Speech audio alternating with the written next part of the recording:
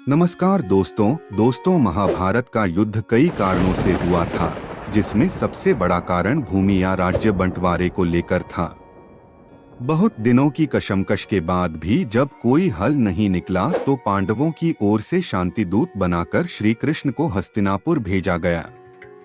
हस्तिनापुर में श्री कृष्ण ने पांडवों को मात्र 5 गांव दे देने का प्रस्ताव रखा।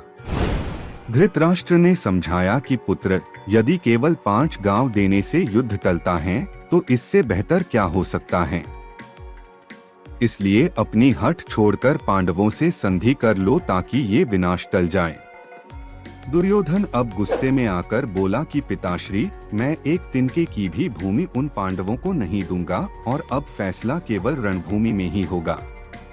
दोस्तों, पांडवों ने ये गांव इसीलिए मांगे क्योंकि पांडवों को महाराजा धृतराष्ट्र ने राज्य के बंटवारे में खांडवप्रस्थ जैसा उजाड़, अनुपजाऊ और दुर्गम क्षेत्र दिया था। पांडवों ने कड़ी मेहनत के बल पर इस क्षेत्र को उपजाऊ बनाया और आबाद किया। खांडवप्रस्थ के ही 5 गांवों को पांडवों ने वनवास से वापस आने के बाद मांगा था, जिसको देने के लिए दुर्योधन तैयार नहीं हुआ था। अब बात करते हैं उन गांवों की जिनको पांडवों ने अपने लिए मांगा था। पहला गांव है श्रीपत व सिही। कहीं कहीं श्रीपत और कहीं कहीं इंद्रप्रस्थ का उल्लेख मिलता है। मौजूदा समय में दक्षिण दिल्ली के इस इलाके का वर्णन महाभारत में इंद्रप्रस्थ के रूप में है। दिल्ली में पुराना किला इस बात का सबूत है। खुदाई में मिले अवशेषों के आधार पर पुरातत्वविदों का एक बड़ा वर्ग यह मानता है कि पांडवों की राजधानी इसी स्थल पर रही होगी। यहाँ खुदाई में ऐसे बर्तनों के अवशेष मिले हैं जो महाभारत से जुड़े अन्य स्थानों पर भी मिले हैं। दिल्ली में स्थित सारवल गांव से 1328 ईस्वी का संस्कृत का एक अभिलेख प्राप्त हुआ है। यह अभिलेख लाल किले के संग्रहालय में मौजूद है।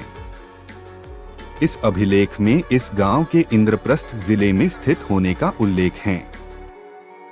हालांकि वर्तमान समय में सिही गांव हरियाणा का एक गांव है, जहां पर कवि सूरदास जी का जन्म हुआ था और जहां पर जन्मेजय ने प्रसिद्ध नागयज्ञ किया था। अब ये गांव आदर्श गांव है। दूसरा गांव था बागपत। इसे महाभारत काल में व्याघ्रप्रस्थ कहा जाता था।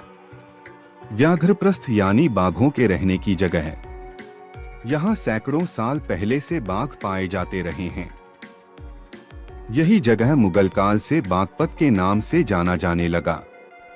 यह उत्तर प्रदेश का एक जिला है। बागपत ही वह जगह है जहाँ कौरवों ने लाक्षागृह बनवाकर उसमें पांडवों को जलाने की कोशिश की थी। बागपत जिले की आबादी 50,000 से अधिक है। तीसरा गांव सोनीपत है। सोनीपत को पहले स्वर्णप्रस्थ कहा जाता था।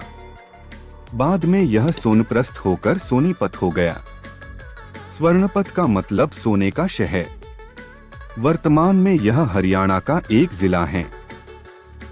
इसके अन्य छोटे शहरों में गोहाना, गन्नौर, मुंडलाना, खरखोदा और राई हैं। चौथा गांव पानीपत है। पानीपत को पांडुप्रस्थ कहा जाता था। भारतीय इतिहास में यह जगह बहुत महत्वपूर्ण है, क्योंकि यहाँ 3 बड़ी लड़ाइयाँ लड़ी गईं। इसी पानीपत के पास कुरुक्षेत्र है, जहाँ महाभारत की लड़ाई हुई। पानीपत राजधानी नई दिल्ली से 90 किलोमीटर उत्तर में है। इसे सिटी ऑफ वीवर यानी बुनकरों का शहर भी कहा जाता है। दोस्तों, 5वां गांव तिलपत है। तिलपत को पहले तिलप्रस्थ कहा जाता था। यह हरियाणा के फरीदाबाद जिले का एक कस्बा है जो यमुना नदी के किनारे स्थित है।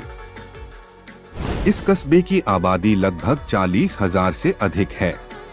दोस्तों, यदि यही 5 गांव कौरव पांडवों को दे देते तो इतिहास का सबसे बड़ा युद्ध नहीं हुआ होता, लेकिन दुर्योधन की हठधर्मिता ने युद्ध को जन्म दिया। दोस्तों, वीडियो अगर पसंद आई हो तो सब्सक्राइब, लाइक्स और शेयर करना ना भूले। वीडियो देखने के लिए आप लोगों का बहुत बहुत धन्यवाद।